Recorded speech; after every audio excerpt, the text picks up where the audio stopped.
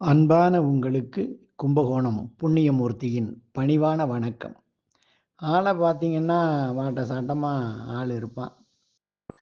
அப்படியே வெளியில பேசுறது போறது வர்றது ரொம்ப பெரிய மனுஷத்தன்மையா இருக்கும்.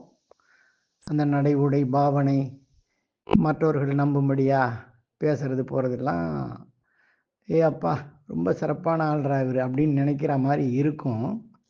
ஆனால் செயல்பாடு பார்த்தீங்கன்னா மானவக்கம் இல்லாத செயல்லாம் செஞ்சுருவானுவோம். விசாரித்து பார்த்தா தான் கடைசியில் தெரியும் என்னென்ன பண்ணியிருக்கான்னு. அந்த மாதிரி ஆள்லாம் உலகத்தில் இருக்கான்.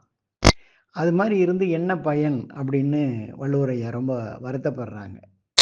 அவங்க என்ன சொல்ல வர்றாங்க அப்படின்னு கேட்டால், ஒரு மனிதன்னா அவனுக்கு பழிக்கு நாணக்கூடிய அந்த நாண உணர்வு உடம்புல இருக்கணும். அப்படி இருந்தால் தான் அவனை நம்ம மனுஷனா நினைக்கலாம்.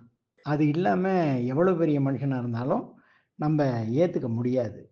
அவங்களுடைய 1014வது குறள்ல சொல்றாங்க, "அணியென்றோ ஒருவர்க்கு நான் உடைமை அஃது இன்றேல் பிணியென்றோ பீடு நடை" அப்படின்னு எழுதியிருக்கிறார். அதாவது நாணம் இல்லாம செயல்களை செஞ்சுவிட்டு, நான் பெரிய மனுஷன்னு தெருவுல நெஞ்ச நிமித்திக்கிட்டு நடக்கிறது, அது பெருமை அல்ல, அவனுக்கு பிணிங்கிறாரு. அவனுடைய அந்த பீடு நடை, அந்த நிமிர்ந்த நடை ஒரு நோய் போன்றது. அது உண்மையானது அல்ல. அப்படின்னு கொஞ்சம் கடுமையாவே சொல்றாங்க. ஏன்னா, மனுஷன்னா முதல்ல பழிக்கு அஞ்சக்கூடிய அந்த நாண உணர்வு இருக்கணும். தப்பு செய்யக்கூடாது, மத்தவங்க நம்மள பார்த்து பழிக்கக்கூடாது அப்படிங்கிற நாண உணர்வு யார்ட்ட இருக்கோ, அவர்கள் தான் சான்றோர்கள். பெரிய மனுஷன் அவன்தான். அது இல்லாம சும்மா வெறும் வெறும் பேச்சு, வெட்டி பேச்சு ஒரு கதைக்கு ஆகாது. அப்படி பண்றது ஒரு பிணியை போன்றது அப்படின்னு கண்டிச்சு சொல்லியிருக்காங்க. இத நம்ம உணரணும். வாழ்க்கையில அப்படி நடக்கணும்.